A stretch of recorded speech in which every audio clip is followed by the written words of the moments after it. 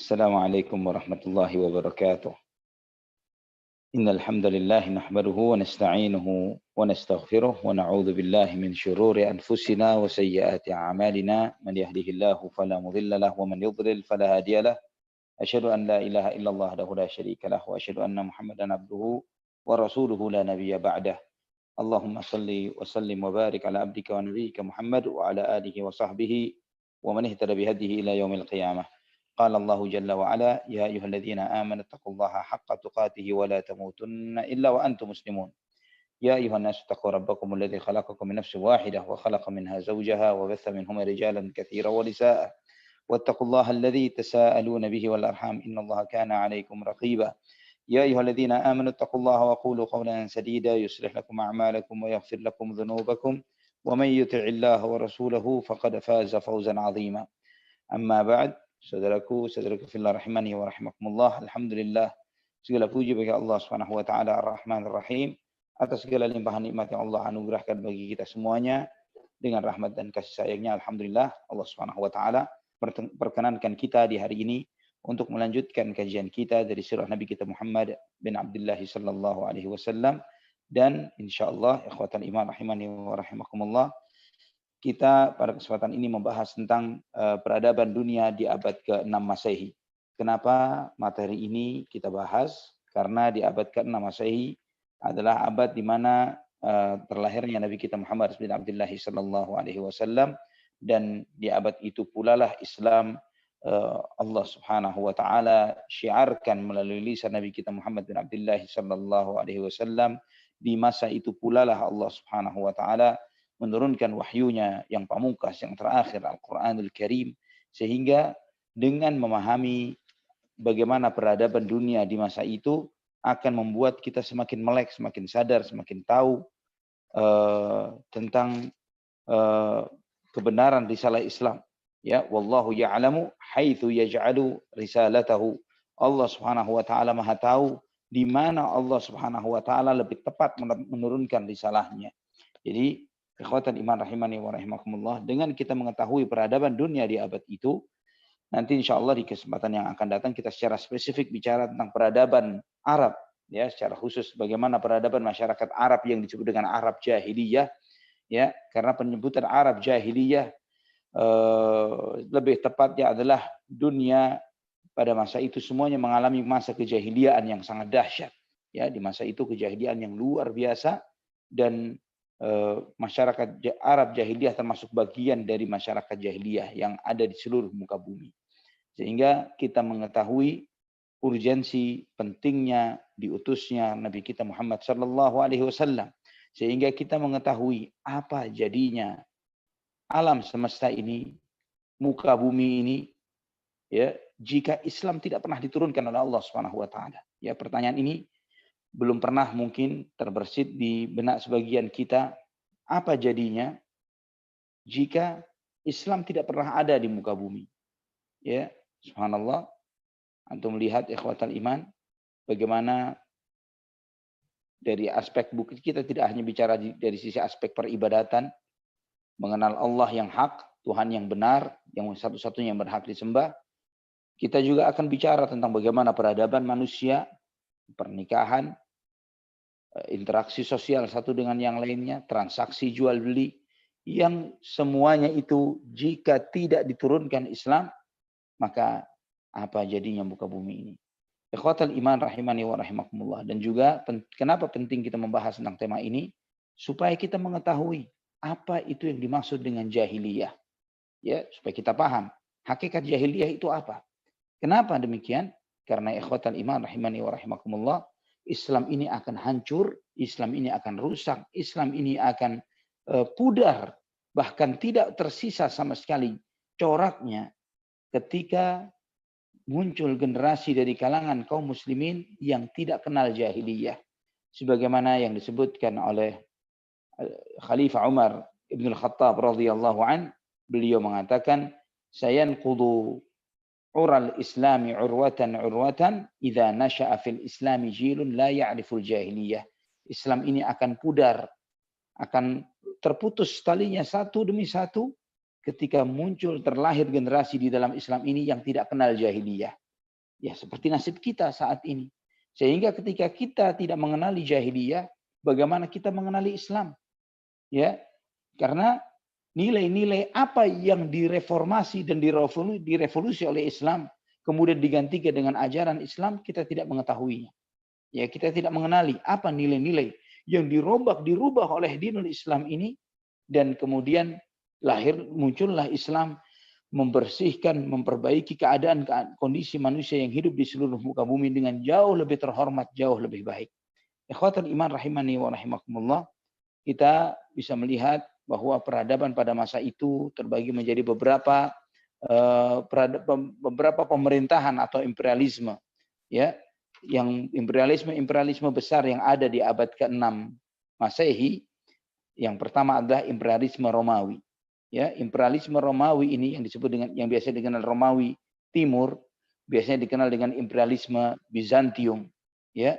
Dan Bizantium ini mendominasi, menguasai negeri Yunani, Balkan, Asia, Suria, Palestina, ya, dan seluruh kisaran Laut Tengah, ya, termasuk juga Mesir dan seluruh bagian dari Afrika Utara, yang induknya atau ibu kotanya adalah Konstantinopel, ya, Konstantinopel yang lokasinya, letaknya ada di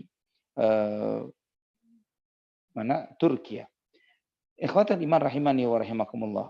Dan imperialisme Romawi ini dikenal sebagai pemerintahan atau imperialisme yang sangat zalim. Ya, mereka tidak peduli dengan rakyatnya. Yang penting adalah pemerintahan itu adalah memeras rakyatnya, sehingga dengan sedahsyat-dahsyatnya mereka meningkatkan dan meninggikan pajak. Ya, jika antum mengetahui kisah-kisah di abad itu, yang disebut abad pertengahan ini, yang mereka ini memunculkan kisah-kisah seperti Robin Hood misalnya, bagaimana digambarkan mereka mencuri pajak yang dipungut dari rakyat, yang sengaja diambil oleh pejabat yang ada pada masa itu dan diserahkan kepada tuan-tuan dan pembesar-pembesar mereka. Sehingga ini menyebabkan apa? Banyaknya kekacauan, pemberontakan, tidak hanya sekedar demonstrasi, bahkan pemberontakan, dan kehidupan manusia pada saat itu dengan kehidupan yang penuh dengan kekacauan, dan di satu sisi mereka terlalaikan dengan senda gurau, permainan, kesenangan duniawi, memperturutkan syahwat dan hawa nafsu, dan yang semisalnya. Ya, ini yang terjadi di Romawi, yang terjadi di Mesir. Mesir pun juga demikian. Di masa itu Mesir dalam masa keterpurukan dari sisi agama dan politik, dan mereka dijadikan sebagai sapi perahan bagi pemerintahan Romawi pada saat itu. Ya, yang mereka ini memerah habis segala sumber daya alam yang ada di negeri Mesir, dan namun mereka tidak memberikan hal yang setimpal bagi masyarakat Mesir pada saat itu. Suria pun demikian. Di masa itu Suria adalah daerah perbudakan, ya. Dan di masa itu ikhwatal iman rahimani wa rahimakumullah, rakyat atau masyarakat yang hidup di masa itu, mereka di bawah penindasan, di bawah kekejaman pemerintahan imperialisme Romawi. Dan juga ikhwatal iman rahimani wa rahimakumullah, walaupun mereka memiliki teritori yaitu Suria, namun pemerintahan mereka adalah pemerintahan diktator yang dikuasai oleh pemerintahan Romawi pada masa tersebut. Ikhwatal iman rahimani wa rahimakumullah. Dan Romawi sendiri, ya, secara global, pemerintahan Romawi ini mereka hidup di dalam kehidupan yang sangat kontradiktif dan kekacauan satu di antara yang lainnya. Ya, dalam buku-buku sejarah yang ditulis pada saat itu, ya, di antaranya ada buku sejarah yang sudah diterjemahkan ke dalam bahasa Arab, Al-Hadaratu Madhiha wa Hadiriha, tentang peradaban dahulu dan sekarang.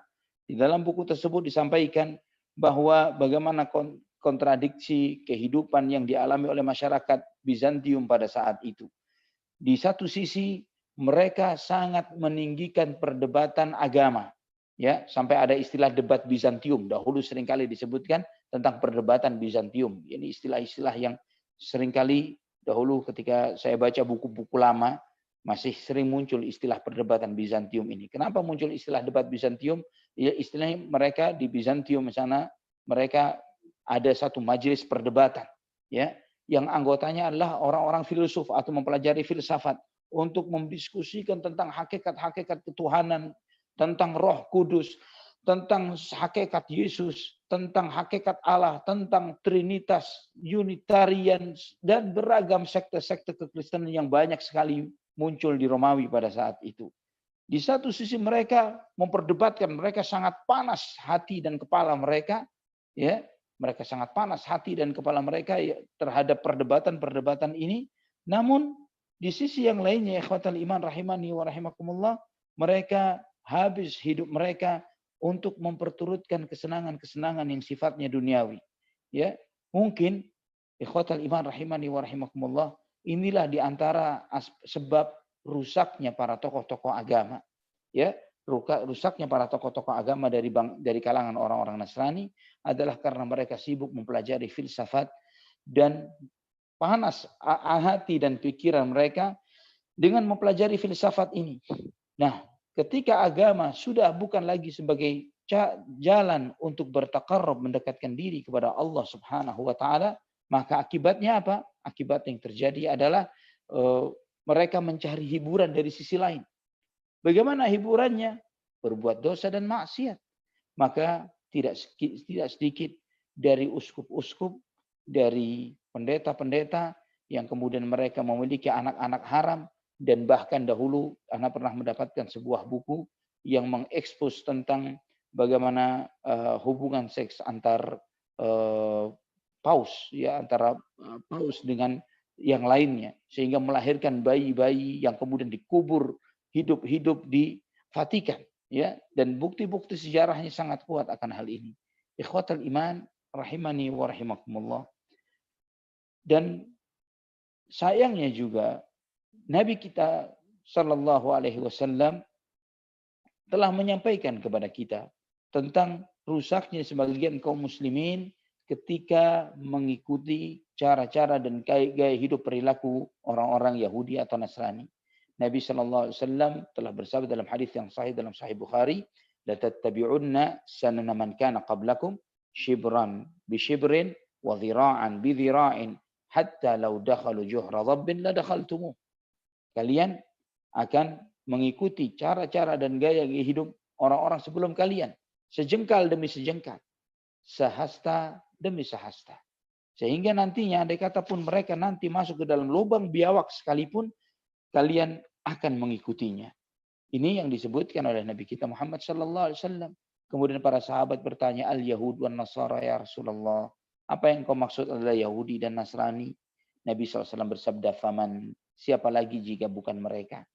Ya, maka kita melihat ikhwatal iman, sebagian kaum muslimin yang mereka mengkaji agama, mereka jadikan kajian agama ini bukan sarana untuk mendekatkan diri kepada Allah Subhanahu wa taala, tapi untuk saling berbangga satu dengan yang lainnya. Ilmu agama bukan dituntut, bukan dipelajari untuk mencari kedekatan di sisi Allah Subhanahu wa taala, tapi dijadikan sarana untuk mencari dunia. Wal iyadzu billah. Demikian pula di satu sisi yang lainnya, sebagian manusia kaum muslimin memperturutkan syahwat dan hawa nafsunya dan tidak peduli dengan urusan agama. Dan inilah ikhwatal iman rahimani wa rahimakumullah yang terjadi di masyarakat Bizantium Romawi pada saat itu. Mereka hidup dengan penuh kerusakan yang luar biasa. Kita mengetahui di antara peninggalan mereka, mereka memiliki sebuah lapangan olahraga yang cukup besar, yang muat sampai 80.000 orang. Dan kemudian mereka menonton di sana. Apa yang mereka tonton? Yang mereka tonton adalah aduan antara manusia dengan manusia. Gladiator. Aduan antara manusia dengan binatang. Dan beragam jenis kerusakan-kerusakan yang mereka lakukan pada saat itu. Ikhwatal iman rahimani wa rahimakumullah. Dan mereka, permainan mereka penuh dengan pertumpahan darah, penuh dengan pengkhianatan, kejahatan, kebebasan. Ya, itu yang mereka hidup di zaman yang seperti itu. Sehingga mereka sudah tidak lagi mengenal mahram, ya. Mereka tidak mengenal lagi mana yang boleh dinikah dan tidak boleh dinikahi.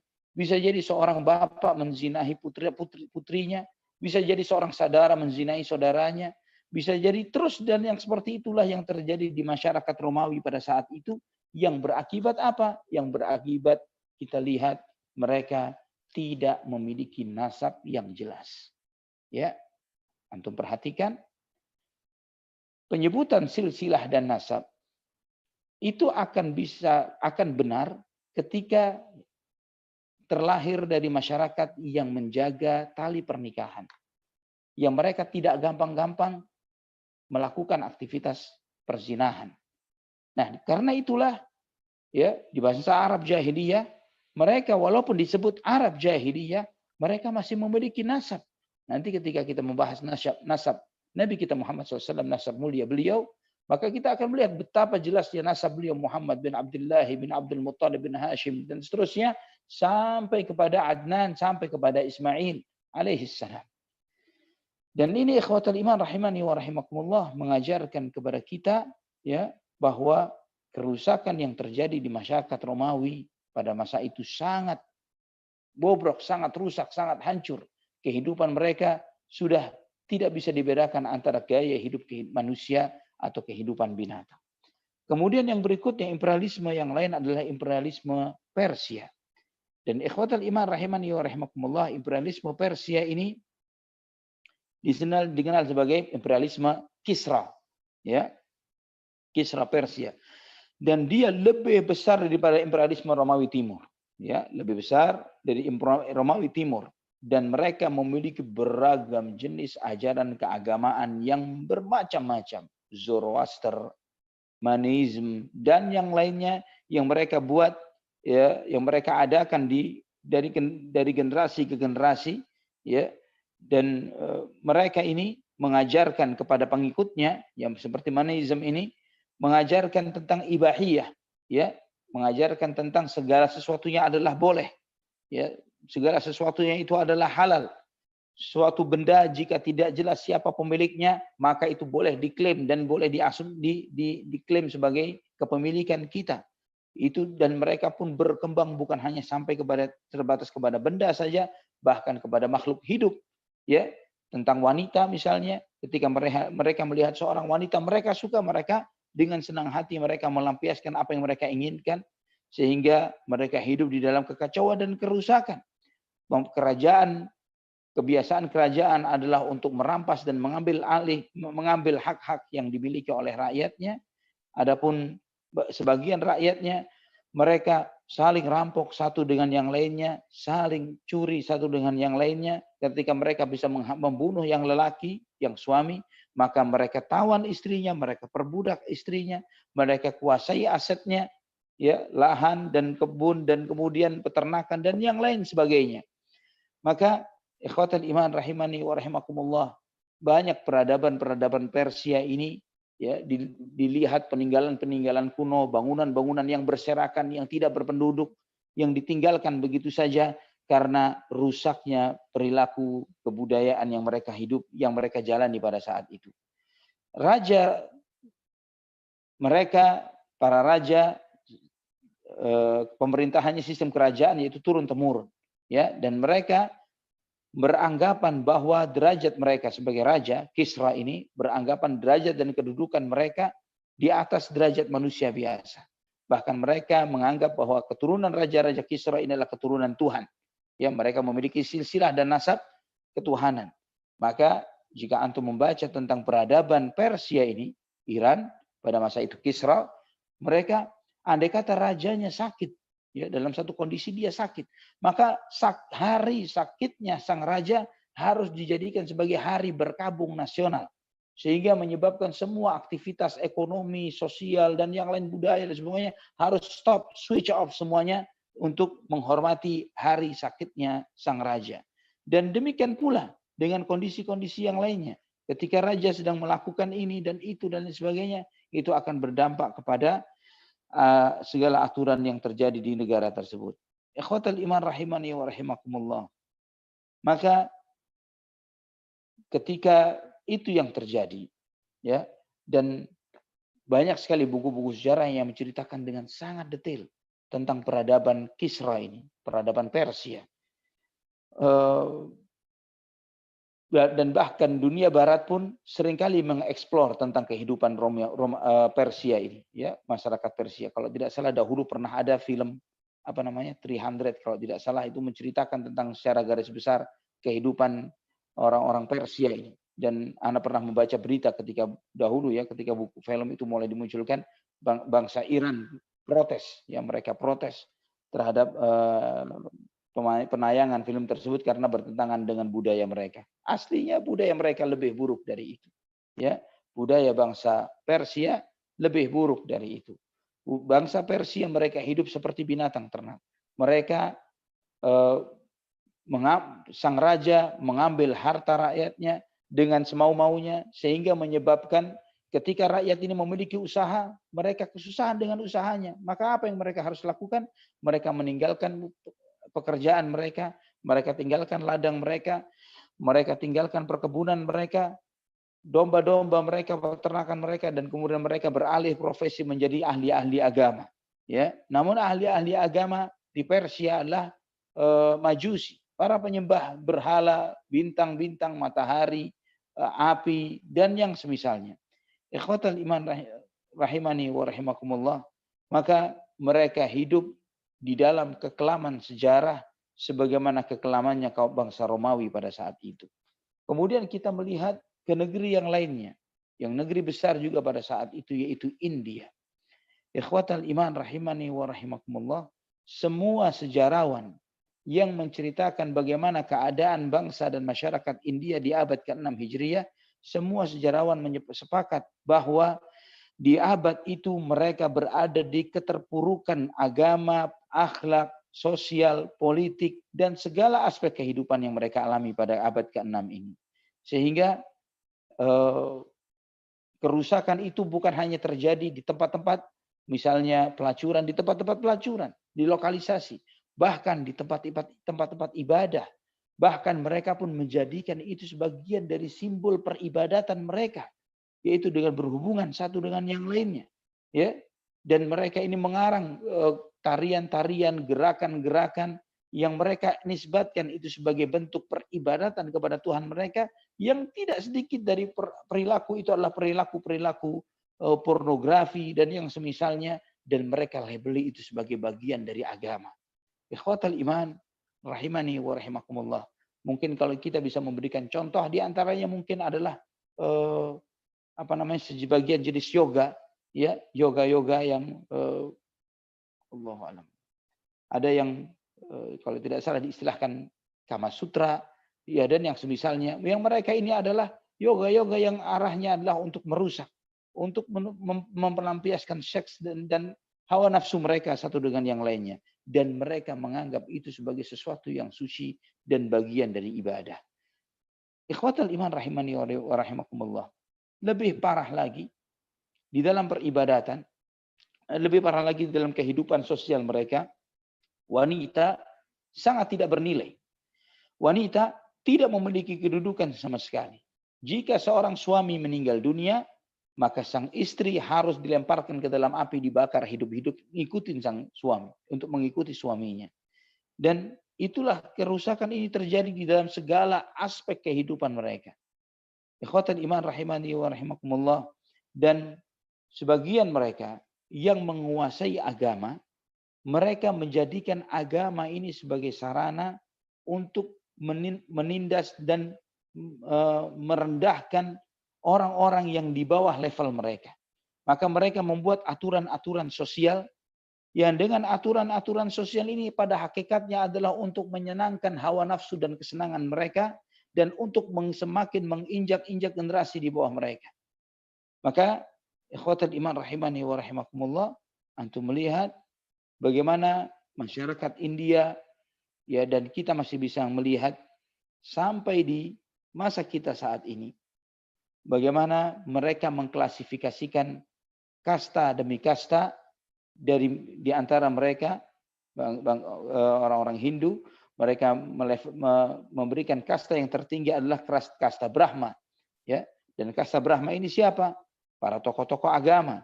Yang pada hakikatnya siapa tokoh-tokoh agama yang dimaksud? Adalah para dukun, tukang ramal, yang mereka ini memakan harta umatnya dengan cara yang batil. Mereka sengaja meminta untuk dikirimkan sesajen, untuk melakukan ritual-ritual dengan biaya-biaya tertentu, dengan kos-kos tertentu, yang kos-kos ini semuanya akan kembali kepada tangan Sang Brahma ini. Dan kemudian level berikutnya adalah para petarung, para pejuang, ya, para satria yang disebut dengan kasta satria. Kemudian yang berikutnya adalah kasta para petani dan pedagang yang disebutkan dengan wesa, ya. Dan kasta wesa ini para petani pedagang yang mereka ini berdagang, mereka bertani. Apa tujuannya? Di antaranya adalah untuk diberikan kepada para Brahma, ya, untuk memberikan sebagian dari kekayaan mereka untuk para Brahma tersebut. Dan yang paling rendah mereka buat adalah disebut dengan kasta Sudra. Ya, ini kasta yang paling level yang paling rendah. Mereka mengatakan bahwa kasta Sudra ini diciptakan dari kaki Tuhan, ya, karena diciptakan dari kaki maka ya diinjak-injak, ya. Oleh karena itulah mereka menjadikan kasta Sudra ini yang kasta yang paling besar, yang paling banyak di India, yang mereka ini adalah hidup untuk melayani 3 kasta yang ada di atasnya. Ikhwatal iman rahimani wa rahimakumullah. Maka dengan aturan ini, ya, dengan aturan undang-undang yang mereka buat ini, seorang Brahma bisa menguasai segala level yang lainnya. Dan mereka ini bisa diistilahkan kalau bahasa kita maksum, ya, tidak bisa salah sama sekali. Mereka dalam kondisi apapun tidak bisa salah. Walaupun mereka berbuat jahat sejahat-jahatnya, walaupun dia basmi semua 3 kasta yang ada di bawahnya, Satria, Wesa, Sudra, semuanya dibunuh, tetap mereka maksum, tidak tersentuh dengan kesalahan. Dan ikhwatul iman rahimani wa rahimakumullah, ini kondisi yang paling level adalah seperti itu. Mereka tidak boleh dihukum, apalagi dibunuh dalam kondisi apapun. Di balik itu, Sudra yang paling rendah, mereka tidak boleh punya harta, mereka tidak boleh memiliki simpanan, mereka apalagi tidak boleh duduk dengan seorang Brahma, mereka tidak boleh menyentuh tangannya bahkan dengan tangan mereka, dan mereka tidak boleh membaca kitab sucinya. Ya, ini yang terjadi. Dan ikhwatan iman rahimani wa rahimakumullah, sampai hari ini yang seperti ini masih berlaku di sebagian masyarakat Hindu dengan kasta-kasta mereka. Ikhwatan iman, kita melihat bagaimana Nabi kita Muhammad sallallahu alaihi wasallam, di antara sahabat beliau Bilal bin Rabah, seorang budak hitam yang dimuliakan oleh Nabi sampai Nabi sallallahu alaihi wasallam menyebutkan, ya Bilal, apa yang menyebabkanmu engkau berjalan di depanku di surga? Aku mendengar suara terompahmu di depanku di surga, ya Bilal. Nabi sallallahu alaihi wasallam mendengar suara jejak kaki Bilal, seorang budak di depan beliau di surga. Nabi sallallahu alaihi wasallam yang menempatkan Bilal di tempat yang tertinggi. Di mana? Di atas Ka'bah. Ka'bah ini benda keramat di kalangan bangsa Arab pada saat itu. Ya, kita nanti akan membahasnya ketika peristiwa Abraha. Ya, mereka sangat mengagumi dan menghormati Ka'bah. Tidak sembarangan orang boleh masuk ke dalam Ka'bah. Namun ikhwatal iman, kita melihat bagaimana Nabi kita Muhammad sallallahu alaihi wasallam dengan tegasnya beliau menegaskan, la fadla li arabiyyin wa la a'jamiyyin illa bittaqwa. Tidak ada kelebihan orang Arab, bukan orang Arab yang melebihkan satu dengan yang lainnya, takwanya kepada Allah Subhanahu wa taala. Takwanya bukan karena sukunya, bukan karena nasabnya, bukan karena ini dan itu. Dalam hadis sahih Muslim, Nabi sallallahu alaihi wasallam menegaskan, man batta bihi amaluhu lam yusri' bihi nasabuhu. Barang siapa yang lambat amalnya, tidak bisa didorong dengan nasabnya. Kalau walaupun nasabnya top level nasabnya Nabi sallallahu alaihi wasallam, tapi pelaku dosa dan maksiat, neraka tempatnya, ikhwatal iman. Sehebat apapun level seseorang dalam nasabnya, namun ketika dia walaupun nasabnya tidak jelas, dia terlahir dititipkan di panti asuhan, tapi dia hamba Allah yang saleh, maka dia adalah orang yang mulia. Ikhwatal iman rahimani wa rahimakumullah, inilah rahmatan lil alamin yang dibawa oleh dinul Islam. Ikhwatal iman rahimani wa rahimakumullah, dari sisi ketuhanan, masyarakat Hindu pada saat itu lebih mengerikan lagi. Ya, siapa yang mereka pertuhankan? Yang mereka pertuhankan segala sesuatu jadi Tuhan. Ya, andai kata mereka di jalan melihat satu sosok yang mereka kagumi dan mereka, wah ini Tuhan, maka mereka jadi. Andai kata mereka melihat sosok ular dan ular inilah yang mereka tuhankan, maka jadilah dewa ular. Mereka melihat monyet, jadilah Hanoman monyet. Mereka melihat Ganesha gajah, jadi dewa Ganesha gajah. Berapapun binatang mereka sembah dan mereka pertuhankan selain Allah Subhanahu wa taala.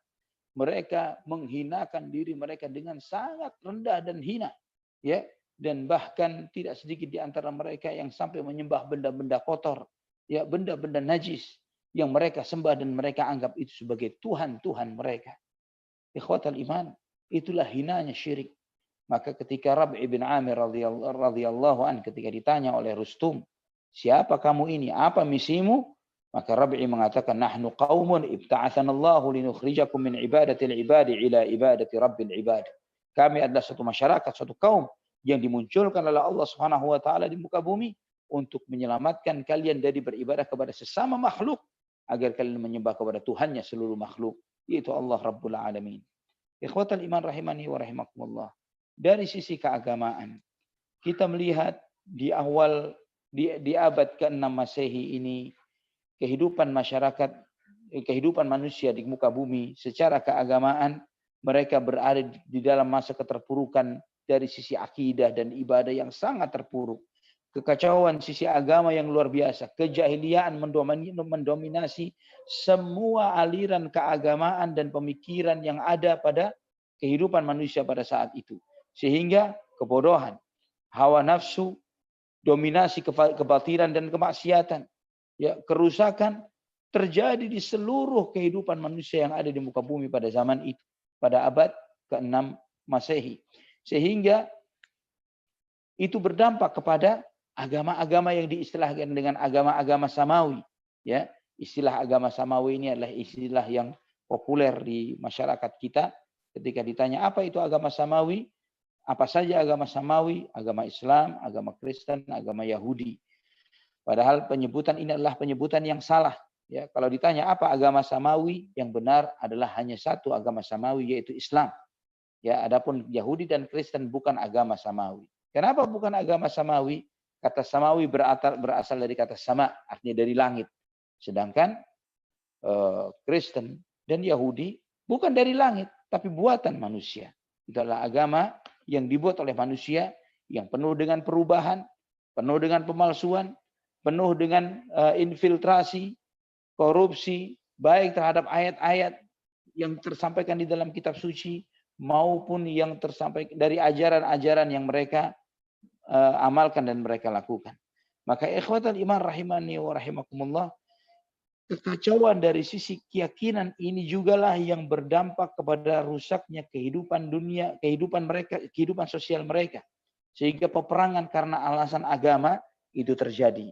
Antum insya Allah bisa membaca, bisa melihat, ya, bagaimana peperangan antara sekte Katolik dan Protestan. Sekte Katolik ini adalah sekte yang termasuk sekte yang paling kuno dan paling sadis dalam sejarah agama-agama yang ada di muka bumi. Kenapa demikian?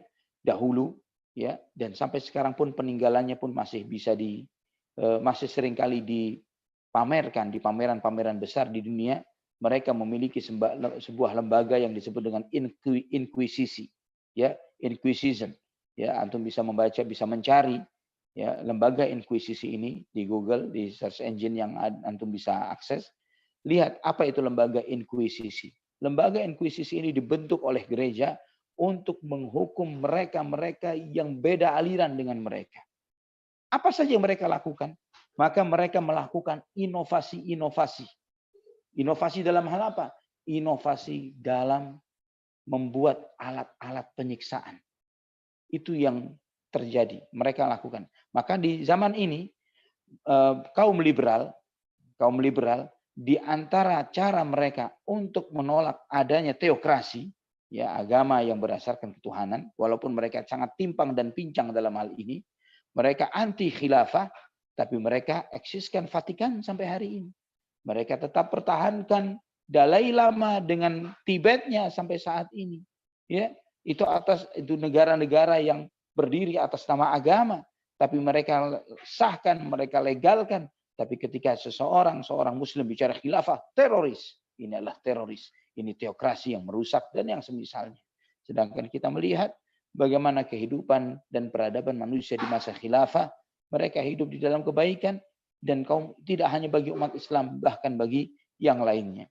Ikhwatal iman rahimani wa rahimakumullah. Lembaga inkuisisi ini mereka membuat beberapa alat-alat penyiksaan. Bagaimana mencabut dan motong-motong lidah.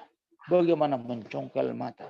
Bagaimana mengebor kepala. Bagaimana menusuk anus. Dan beragam alat. Ya, saya pernah ditunjukkan katalog alat-alat penyiksaan dari lembaga inkuisisi Roma ini. Saya ngeri melihat itu. Subhanallah. Dan katalog satu buku ini, benda-benda sejarah itu bukan hanya cuma sekedar gambar bisu saja, tapi benda-benda sejarahnya pun ada. Dan mereka seringkali keliling dari satu negara ke negara yang lain untuk melakukan pameran tentang alat-alat penyiksaan ini. Wal iyadzu billah. Ikhwatal iman rahimani wa rahimakumullah. Maka jika kita melihat kehidupan keagamaan yang ada pada masa itu, orang-orang Yahudi misalnya. Yahudi, mereka hanya menjadikan agama Yahudi itu hanya sebagai simbol-simbol saja. Ya, simbol dari topi, simbol dari rambut sisi kepala yang dipanjangkan. Namun mereka tidak memiliki ruh kehidupan dari sisi agama, dari nilai-nilai agama yang mereka jalani. Ya, maka mereka bahkan tercampur dengan kehidupan kaum pagan, kaum masyarakat jahiliyah. Dan itu diakui oleh para sejarawan Yahudi sendiri. Ya, di dalam salah satu buku sejarah Yahudi disebutkan bahwa murkanya para nabi ya terhadap para pengikut-pengikut mereka karena mereka menyembah berhala sebagai bukti bahwa peribadatan kepada berhala ini sangat mengakar di dalam hati dan jiwa-jiwa bangsa Israel, Bani Israel. Ya, dalam jiwa dan raga Bani Israel. Dan mereka ketika dicabut sebagian, maka mereka akan kembali lagi ke dalam kondisi itu bahkan lebih buruk lagi karena mereka meyakini beragam keyakinan khurafat, keyakinan syirik yang mereka ambil dari ajaran-ajaran setempat, ajaran-ajaran Buddha yang mereka hidup di tempat-tempat tersebut. Dan juga kitab yang mereka sangat kagumi, Talmud, juga menjadi saksi terhadap berhalaisme yang mereka yakini. Maka ikhwatal iman rahimani wa rahimakumullah, di masa diutusnya Nabi kita Muhammad sallallahu alaihi wasallam, maka kita melihat bahwa bangsa Yahudi mereka berada di masa yang sangat terpuruk secara akal, sangat rusak hati nurani mereka secara agama. Maka nanti insya Allah kita akan melihat bagaimana Nabi sallallahu alaihi wasallam menghadapi mereka dan tokoh-tokohnya. Bagaimana ayat-ayat Al-Quran menyingkap kebohongan-kebohongan dan kepalsuan mereka. Bagaimana Allah Subhanahu wa Ta'ala menunjukkan kepada kita betapa jahatnya bangsa Yahudi pada masa itu, ya, di abad ke-6 ini. Dan jika kita mempelajari sejarah, ya ikhwatal iman, mempelajari sirah Nabi, antum akan melihat bagaimana peran Yahudi di dalam merusak tatanan masyarakat yang ada pada masa itu. Sebagai gambaran umum saja. Nanti insya Allah ketika kita membicarakan tentang masa hijrahnya Nabi, kita akan lebih mendalami hal ini. Di Madinah ada dua suku besar, namanya Aus dan Khazraj. Aus dan Khazraj ini aslinya bersaudara.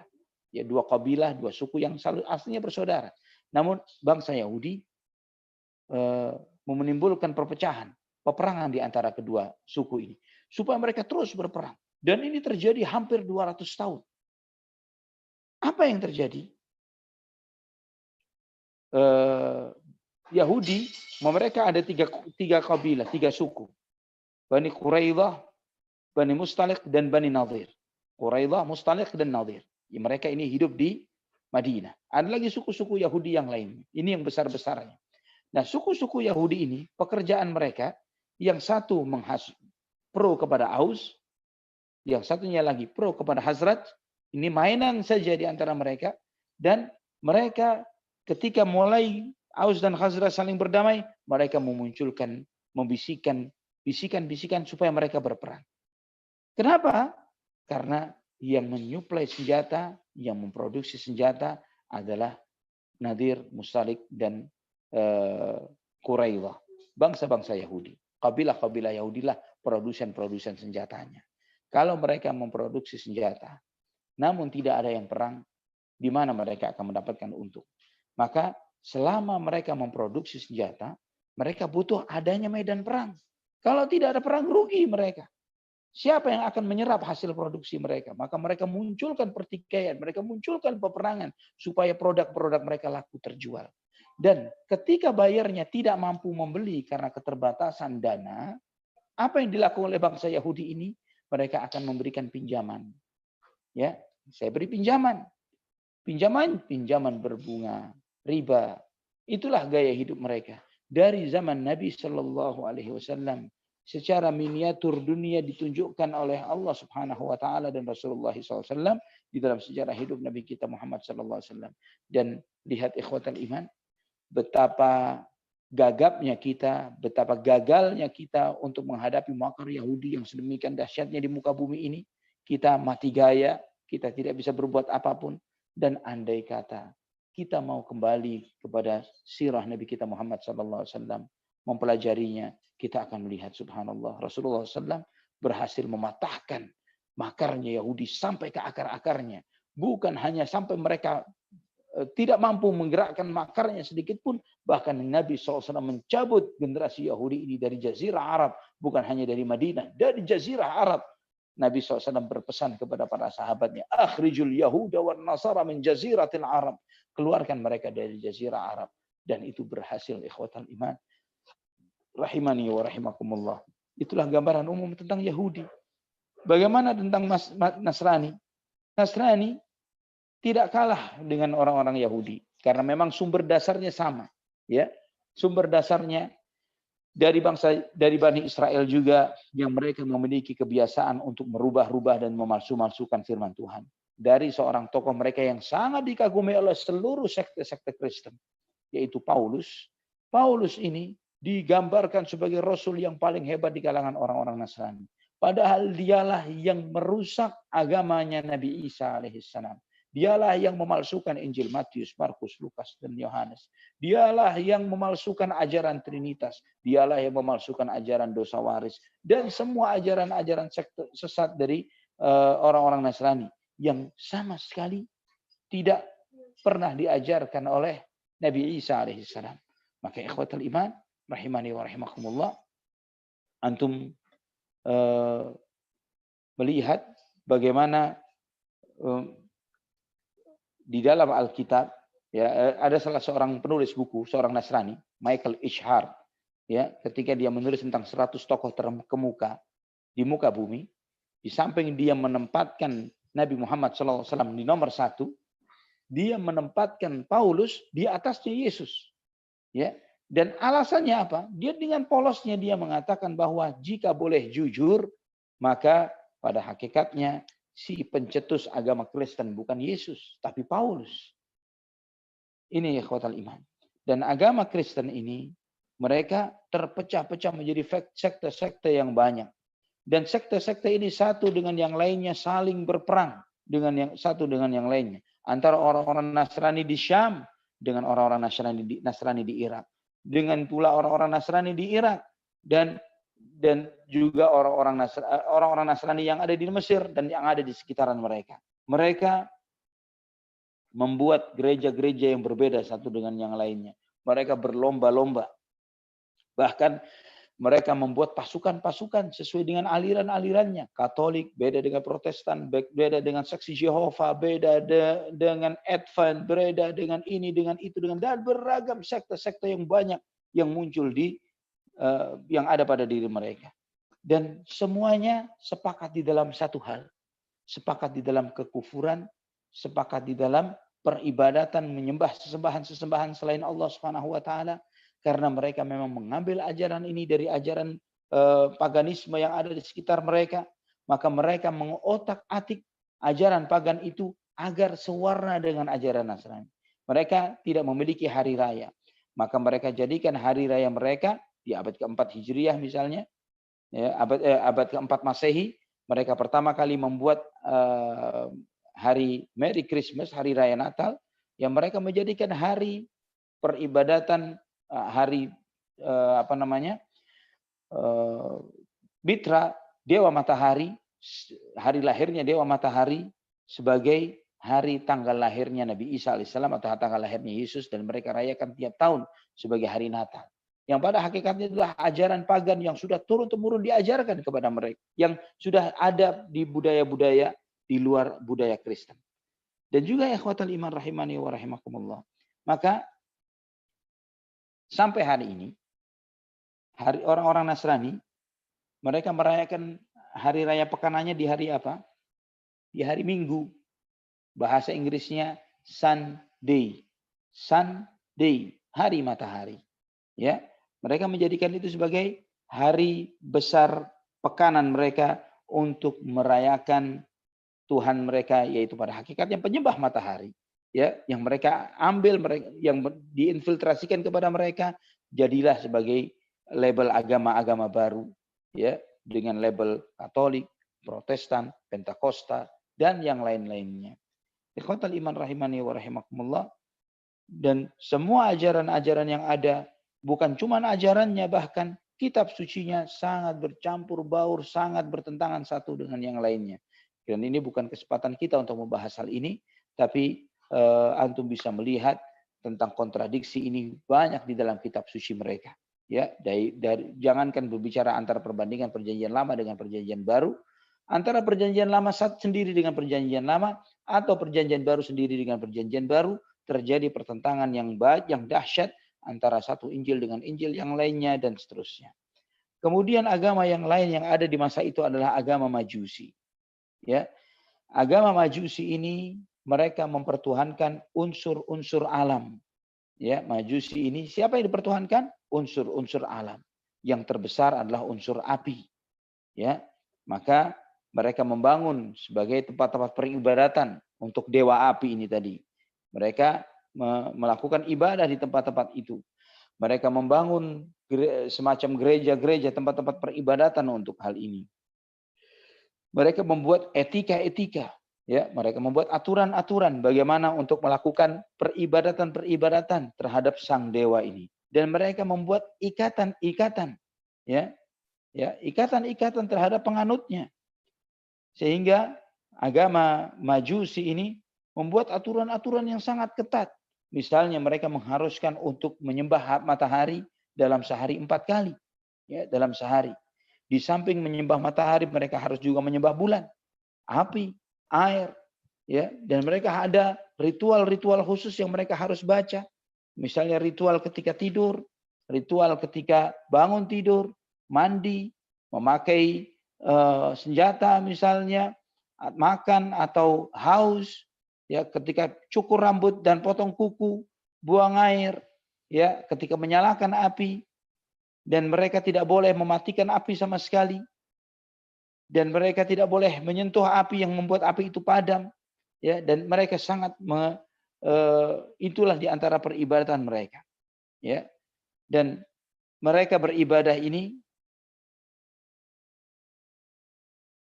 dengan menghadap kepada matahari. Karena Tuhan terbesar mereka menurut mereka sumber matahari, sumber api adalah matahari. Ikhwatal iman rahimani wa rahimakumullah. Kemudian agama yang ada di masa itu dan juga masih ada zaman ini, terutama di Asia Tengah, yaitu agama Buddha, yaitu agama Buddha. Dan ini berkembang besar di India dan di Asia Tengah. Dan agama Buddha ini tidak berbeda dengan agama-agama yang lainnya yang berubah menjadi agama pagan, menyembah berhala, yang percaya kepada banyak keyakinan-keyakinan Tuhan-Tuhan yang disembah selain Allah Subhanahu wa taala, dan mereka membuat patung-patung Buddha itu dimanapun mereka berada. Ya, terkadang mereka bawa kemanapun mereka pergi untuk mencari keberkatan dari patung ini.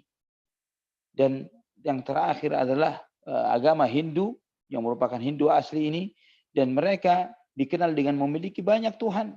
Ya, di abad ke-6 Hijriah pun juga kondisinya tidak jauh berbeda dengan apa yang kita lihat di masa kita saat ini.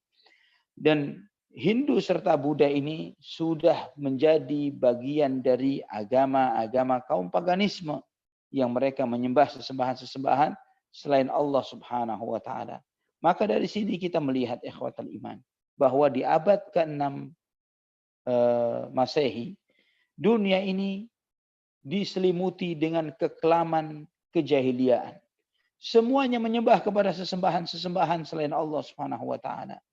Dan bahkan agama-agama yang diistilahkan dengan agama-agama samawi atau memiliki kitab suci seperti Yahudi dan Nasrani tidak kalah dahsyatnya dengan agama yang lainnya. Ini seperti arena lomba, satu dengan yang lainnya, mana yang lebih kufur dari yang lainnya. Ya, diibaratkan seperti arena lomba. Ini paling kufur, ini lebih kufur lagi, ini terus demikian. Kecuali beberapa gelintir manusia dari kalangan ahlul kitab yang diselamatkan oleh Allah Subhanahu wa taala sebagai disisakan beberapa orang ini sebagai bukti kebenaran kenabian Nabi Muhammad SAW, karena melalui lisan-lisan mereka nanti mereka akan menyampaikan akan kebenaran risalah Nabi kita Muhammad SAW. Tentang hal ini, tentang rusaknya peradaban dunia di masa itu, ikhwatal iman, dari segala jenis dan bentuknya telah disampaikan oleh Nabi kita Muhammad SAW. Sekali waktu Rasulullah SAW berkhutbah, beliau menyampaikan di dalam khutbahnya ini dalam sebuah hadis yang sahih yang diriwayatkan oleh Imam Muslim dalam sahihnya, ala inna rabbi amarani an uallimakum ma jahiltum mimma 'allamani yaumi hadza kullu ma nahiltuhu 'abdan halalun wa inni khalaqtu 'ibadi hunafa'a kullahum wa innahum atatuhum asyayatin fajtalathum 'an dinihim wa harramat 'alaihim ma ahlaltu lahum wa amaratuhum an yushriku bi ma lam unzil bihi sultana wa inna Allah nadhara ila ahli al-ardi famaqatahum arabahum wa ajamahum illa baqaya min ahli al-kitab. Ya, disebutkan sesungguhnya Nabi SAW bersabda, sesungguhnya Allah Tuhanku memerintahkanku untuk mengajarkan kepada kalian apa yang kalian tidak ketahui dari apa yang telah Allah ajarkan kepadaku di hari ini. Sesungguhnya apa yang aku berikan kepada hambaku, kata Allah dalam hadis qudsi ini, adalah halal.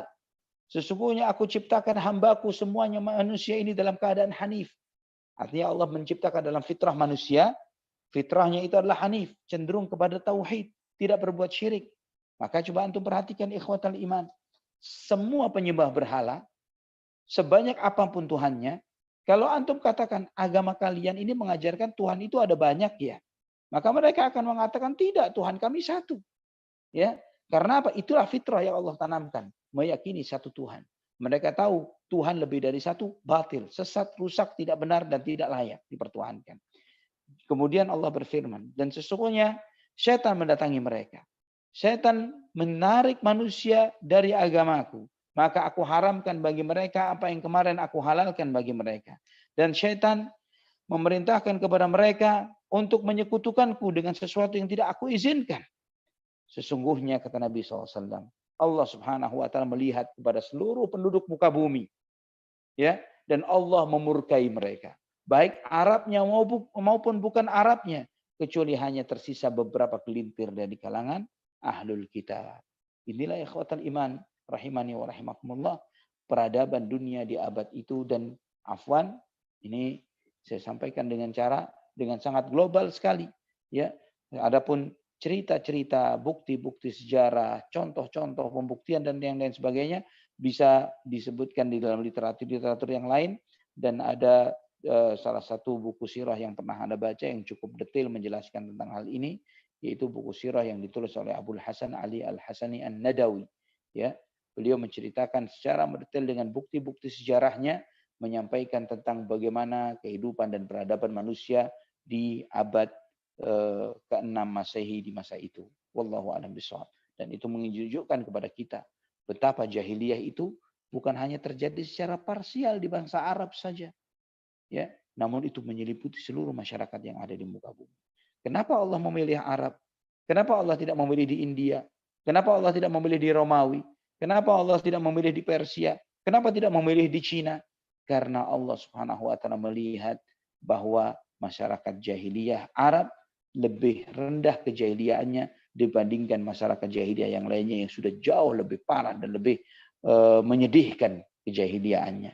Karena mereka yang lebih gampang untuk beriman, maka dipilihlah mereka. Nanti tentang tema ini kita akan membicarakan secara khusus.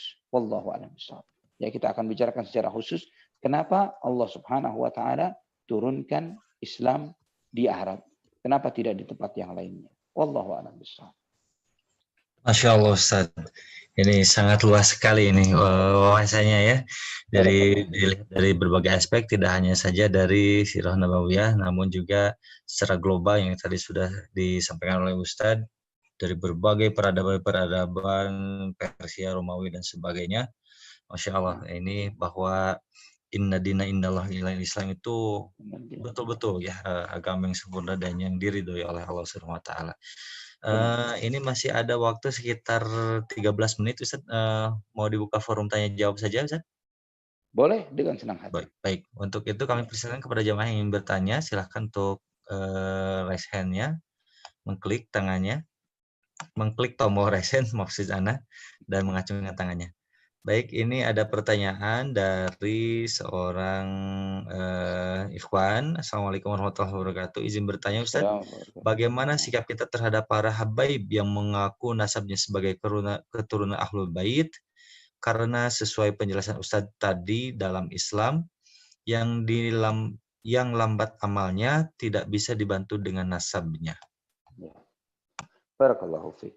Mengaku sebagai keturunan Nabi Shallallahu Alaihi Wasallam ini bukan pengakuan yang ringan, tapi ini pengakuan yang berat, ya amanah yang berat, ya karena seorang yang mengaku dia satu nasab dengan Rasulullah SAW maka dia adalah ahlul bait Nabi Shallallahu Alaihi Wasallam yang seharusnya mereka adalah imam-imam dan uswah di dalam ittiba, di dalam menegakkan tauhid, di dalam menghidupkan sunnah-sunnah Nabi SAW, di dalam mematikan kesyirikan, budaya-budaya syirik dan budaya-budaya bid'ah. Namun sayangnya yang terjadi malah sebaliknya dari itu. Seharusnya ketika mereka benar dengan nasab itu, nasab yang mulia ini, mereka lah yang menjadi imam-imam dan guru-guru kita untuk menegakkan tauhid, untuk memerangi kesyirikan, untuk menegakkan sunnah-sunnah kakek mereka Rasulullah SAW, untuk memerangi segala jenis bid'ah yang membuat warna dan keindahan Islam ini menjadi kabur.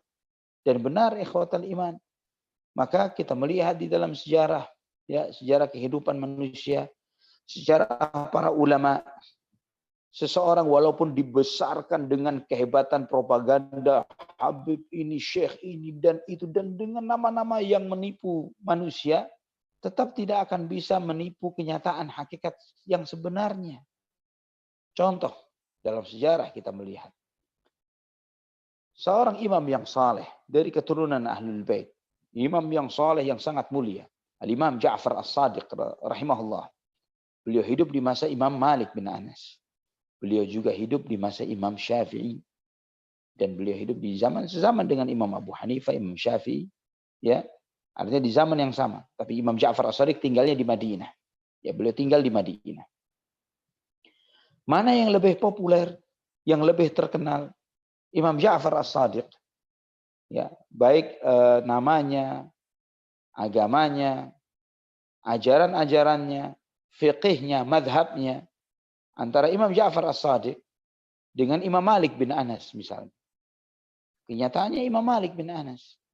Dan tidak ada jawaban yang tepat untuk hal ini kecuali satu hal saja. Bahwa Imam Malik rahimahullah, beliau lebih faqih ketimbang Imam Ja'far As-Sadiq rahimahullah. Ya, dan dua-duanya kita hormati, dua-duanya kita cintai karena Allah Subhanahu wa taala. Dan inilah sebagai bukti bahwa Islam, ikhwatal iman, tidak ada nasab satupun dari makhluk ini, termasuk Nabi kita Muhammad SAW, tidak memiliki nasab langsung kepada Allah Subhanahu wa taala. Allah Subhanahu wa taala melebihkan nabinya Muhammad sallallahu alaihi wasallam dengan risalah dan nubuwah, dengan kerasulan dan kenabian. Tapi kita hamba Allah yang lainnya, bagaimana kita memiliki kelebihan dengan ilmu dan amal yang dilandasi atas keikhlasan.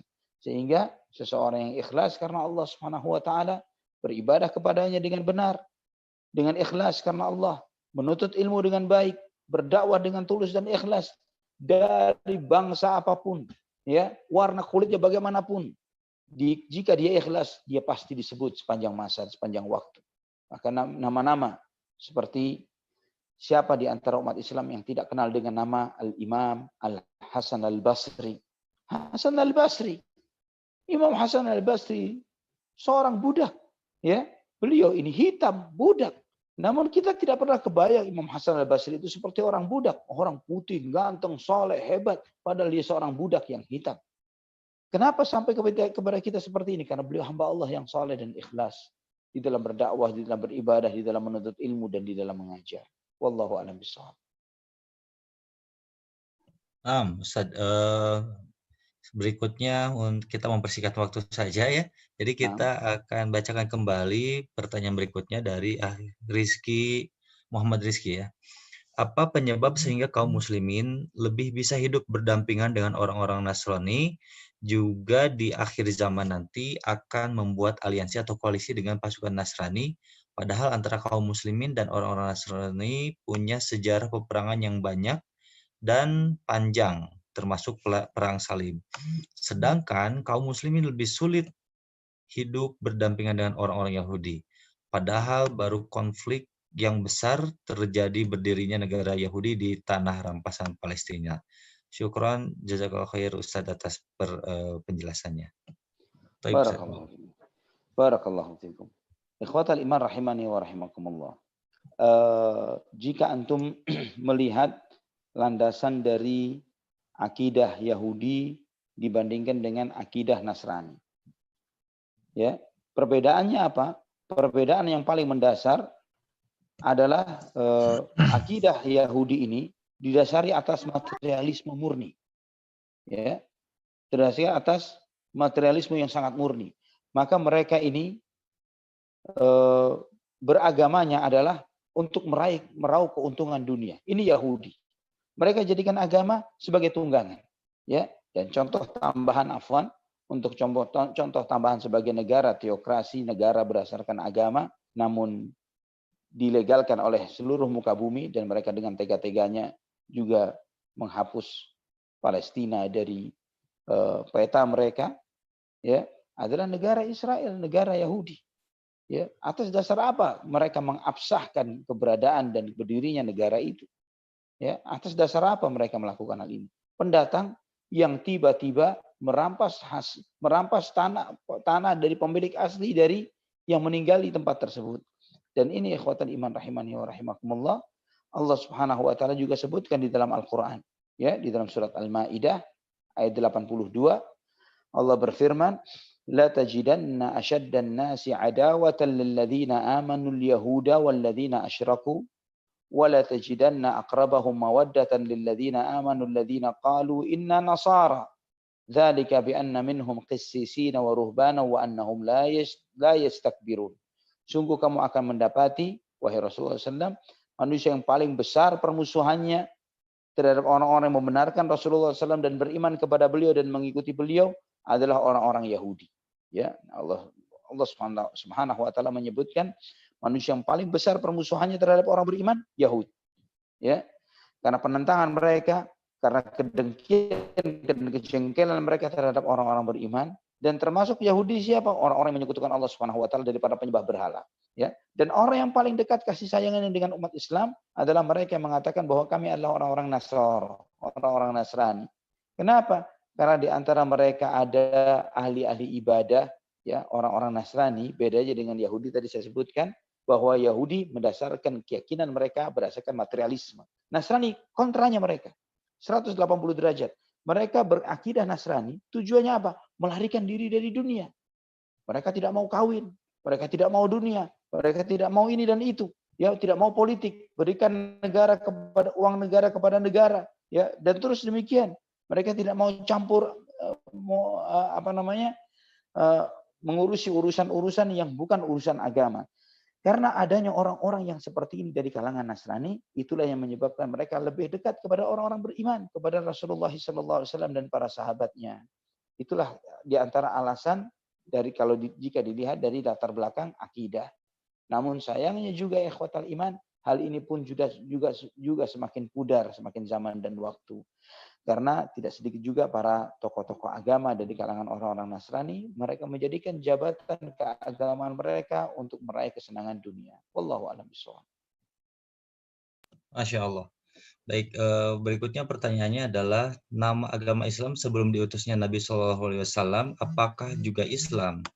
jika meyakini agama Kristen dan Yahudi juga termasuk dalam kategori agama samawi, apakah itu bisa mengeluarkan seseorang dari Islam? Begitu Ustaz pertanyaannya. Allah ya barik. Apakah nama agama sebelum diutusnya Rasulullah SAW? Yang bisa kita ketahui di dalam Al-Quran, Allah berfirman, Inna dina indallahil Islam. Sesungguhnya agama di sisi Allah Islam. Juga firman Allah, wa may yabtaghi ghairal islami dinan falan yuqbala minhu wa huwa fil akhirati minal khasirin. Barang siapa yang mencari agama di luar Islam tidak akan diterima oleh Allah, dan di akhirat dia termasuk orang yang merugi. Ayat yang pertama di surat Ali Imran ayat 19, ayat yang kedua di surat Ali Imran ayat 85. Ya. Dan di sini ikhwatal iman rahimani wa rahimakumullah, juga Allah Subhanahu wa taala menunjukkan di dalam banyak ayat-ayat Al-Qur'an yang membuktikan bahwa agama para nabi dan para rasul adalah Islam. Agama para nabi dan para rasul adalah Islam. Di dalam Al-Qur'an disebutkan seperti itu. Adalah agama Islam. Dan agama Yahudi, agama Nasrani itu bukan agama samawi, bukan agama yang bersumber dari langit. Apakah menyebabkan jika ada orang yang meyakini itu maka menyebabkan dia murtad? Kalau dia tahu, jika dia tahu bahwa agama Yahudi dan Nasrani bukan agama dari Allah Subhanahu wa taala, tahu dia bahwa itu bukan dari Allah, namun dia tetap ngeyel dan mengatakan itu, maka dia bisa murtad karena itu. Namun karena dia jahil, insya Allah tidak murtad. Ya, jika dia jahil, insya Allah dia tidak murtad karena meyakini keyakinan yang salah ini. Wallahu a'lam bishawab. Baik Ustaz, nampaknya sudah di penghujung waktu untuk materi dan juga tanya jawab. Sebelum berpisah Ustaz, mohon berkenan memberikan kuis ya, seperti biasa, pertanyaan kepada jamaah. Baik, Pak. Materi kita pada saat ini cukup luas juga ya, karena kita membahas tentang beberapa aspek peradaban manusia dari sisi sosial, budaya dan sebagainya.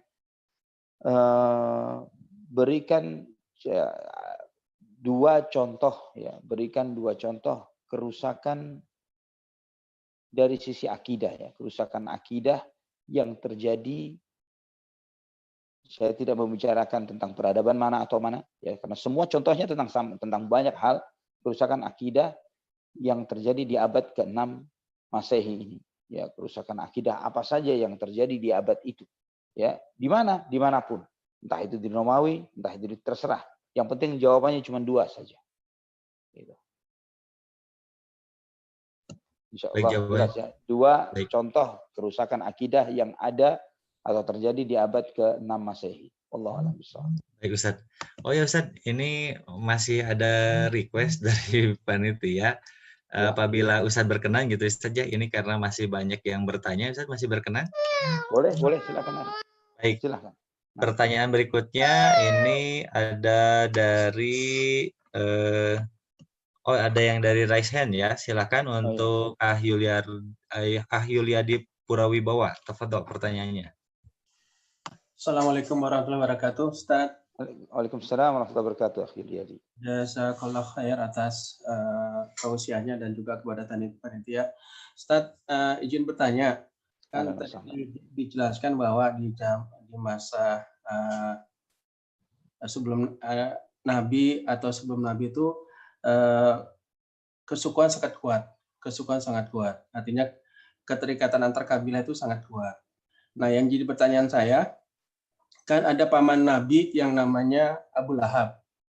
Iya. Nah, itu kan kok kenapa pada ponakan sendiri, satu kabilah, satu suku, kenapa tidak membela Nabi? Padahal paman-paman yang lain seperti Abu Thalib, terus yang lain-lain itu malah walaupun tidak mengikuti milahnya Nabi, tapi membela karena kesukuan, karena keterkaitan darah. Tapi Abu Lahab sendiri ini walaupun punya keterkaitan darah, kok tidak membela gitu. Itu, makasih Ustaz. Nah, barakallahu fiik. Kenapa Abu Lahab? Ini materinya belum sampai ke sana ya. Tapi Abu Lahab menunjukkan kebenciannya atau emosinya kepada Rasulullah SAW dan keengganan untuk mengikuti Nabi SAW adalah karena faktor hasad. Ya, Abu Lahab ini disebut dengan nama Abu Lahab. Kata Lahab itu artinya yang menyala. Ya, disebut menyala. Karena sosok tampan. Orangnya itu tampan. Ya, orangnya ganteng. Sangat ganteng Abu Lahab ini. karena dilihat sangat ganteng ini tadi, maka disebut lahab. Ya, seperti api yang menyala. Jadi ketika rombongan orang di antara mereka ada Abu Lahab, kelihatan mana yang Abu Lahab dan mana yang bukan. Ya, itu Abu Lahab, dan istrinya namanya Ummu Jamil. Ya, Ummu Jamil, istrinya adalah namanya Ummu Jamil. Nah, Abu Lahab ini karena faktor kedengkian terhadap Nabi Muhammad SAW, ya, dia hasad, ya, Nabi SAW, keponakan dia, yang secara kelayakan dia merasa jauh lebih layak untuk menjadi orang beriman, menjadi nabi, ya, secara kelayakan itu yang ada dalam diri Abu Lahab, ya. Maka karena Nabi SAW yang menurut kacamata Abu Lahab lebih rendah levelnya, baik dalam sisi kekeluargaan dan lain sebagainya dibandingkan dirinya, maka dia enggan beriman kepada Rasulullah SAW. Dan faktor ini, ya, faktor kedengkian karena merasa diri lebih baik daripada Nabi Muhammad SAW, sangat mendominasi pada diri sebagian pembesar Quraisy, yang menyebabkan mereka enggan untuk beriman kepada Rasulullah SAW. Dan faktor ini pula lah yang menjadi faktor terkuat kenapa Yahudi enggan beriman kepada Rasulullah SAW. Mereka tahu, ya, antum perhatikan, kenapa ada Yahudi di kota Madinah? Larinya dari mana nih? Sambungannya kemana? Kok tiba-tiba kota Madinah di tengah padang pasir itu ada bangsa Yahudi? Ya, kenapa ada mereka di kota Yahudi, di kota Madinah? Karena mereka meyakini bahwa akan terlahir Nabi akhir zaman di tempat itu. Mereka sudah mendapatkan indikasi-indikasi ini, ciri-ciri itu di dalam kitab suci mereka. Dan mereka berharap itu terlahir dari keturunan mereka. Ternyata bukan dari keturunan mereka. Malah datang dari kota Makkah, hijrah ke kota Madinah. Itu menambah emosi mereka yang lebih dahsyat kepada Rasulullah SAW dan membuat hasad yang lebih tinggi, membuat mereka enggan untuk beriman kepada Nabi SAW. Itu faktor yang paling kuat kenapa Abu Lahab tidak mau beriman kepada Rasulullah SAW. Wallahu a'lam bishawab. Jazakallahu khair. Insyaallah. Wa jazakumullah khair. Baik. Alhamdulillah. Untuk pertanyaan berikutnya dari Rahadian Abu Zidan. Baik, pertanyaannya tentang ajaran pagan berhubungan dengan patung-patung yang dibuat dan disembah. Bagaimana hukumnya pembuat patung yang menyerupai makhluk hidup serta rumah atau instansi yang ada patungnya? Demikian, Ustaz. Hukumnya haram. Ya, asyaddun nasi 'adzaban yaumal qiyamah al-musawwirun. Nabi SAW bersabda dalam hadis sahih Bukhari, manusia yang paling berat siksaannya nanti pada hari kiamat adalah para pelukis, para pembuat patung. Allah akan berfirman kepada mereka, ahyu ma khalaqtum, hidupkan apa yang telah kalian ciptakan. Ya Allah perintahkan kepada mereka, hidupkan yang kalian ciptakan ini. Mereka tidak akan sanggup.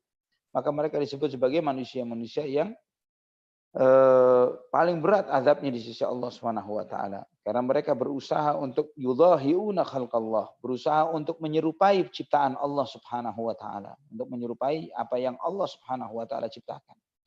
Ini hukumnya adalah haram. Jadi membuat atau lukisan atau gambar-gambar makhluk hidup adalah hukumnya haram di dalam dinul Islam, dan sebagaimana wasiat Nabi SAW kepada Ali bin Abi Thalib, sebagaimana dalam Sahih Muslim, Nabi SAW berpesan kepada Ali bin Abi Thalib radhiyallahu an, alla tada' timthalan illa tamastahu, wala qabran musyrifan illa sawaitahu. Janganlah kamu biarkan ada satu patung pun kecuali kamu harus hancurkan, dan janganlah kamu biarkan satu kuburan yang lebih dari sejengkal kecuali kamu harus ratakan kuburan tersebut. Ini wasiat Rasulullah SAW kepada Ali Ibn Abi Thalib, dan beliau menjalankan wasiat ini dengan baik. Wallahu a'lam bishawab. Mudah-mudahan jelas untuk Rahadian. Ini berikutnya ada pertanyaan dari Imam As-Siddiq tentang, ini memang di luar tema tapi ini sangat urgent rupanya.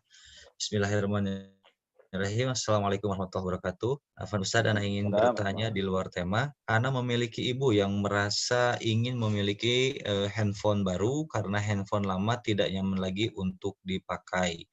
Sementara di waktu yang bersamaan, yang sekarang ini Ana ingin untuk kurban. Kondisi sekarang tidak memungkinkan untuk keduanya. Sementara Ana memang belum pernah membelikan sesuatu ke ibu Ana dengan harga yang sama dengan seekor domba. Ana ingin menyenangkan beliau. Ahsannya apa yang Ana harus lakukan, Ustaz? Seperti itu. Barakallahu fiik. Jika antum sudah sudah mampu untuk menjalankan, untuk menyembelih korban, dan hukumnya menyembelih hewan korban ini adalah wajib bagi yang mampu. Sebaiknya antum sampaikan kepada ibu antum bahwa antum ingin berkorban saat ini. Nanti jika ada rezeki lagi, antum akan belikan handphone untuk ibu antum. Ya, jadi dua-duanya antum dapatkan. Antum berkorban. Ya, jadi ini bukan untuk bentuk negosiasi, ya, bukan sebagai bentuk negosiasi, karena menyembelih hewan kurban itu wajib bagi yang mampu. Ketika antum sudah mampu untuk menyembelih hewan kurban, tidak boleh diposting ke postingannya yang lain, ya, tidak boleh diarahkan, oh ini untuk beli handphone dulu, nanti tahun depan, tidak, harus beli korban. Nanti insya Allah jika ada rezeki lagi, sampaikan kepada ibu antum, Bu, ini saya hanya punya rezeki yang cukup untuk korban atau HP. Saya ingin membelikan HP untuk ibu, tapi saat ini sudah wajibnya untuk menyembelih hewan korban. Ana ingin korban tahun ini, insya Allah Subhanahu Wa Taala lancarkan rezeki ana dalam waktu dekat, insya Allah jika dapat rezeki lagi, ana akan belikan untuk ibu handphone baru. Wallahu a'lam bishawab. Masya Allah, jawaban yang sangat bijak sekali, dan mudah-mudahan ibunya antum maksudnya untuk ibunya Imam ini ya memahami kondisi antum, dan mudah-mudahan juga berkenan dengan jawaban yang tadi disarankan oleh Ustadz Ali. Baik, untuk rupanya sudah nih pertanyaan, kalau Anda lihat sudah habis nih pertanyaannya. Jadi silahkan kepada jamaah, tadi kuis yang tadi ya, saya ulangi.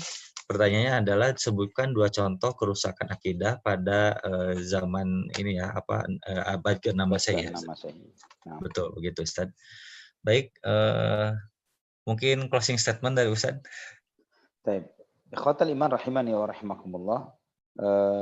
Alhamdulillah pada kesempatan ini kita mempelajari tentang apa yang terjadi di peradaban kehidupan manusia di abad ke-6 Masehi, di masa terlahirnya Rasulullah SAW.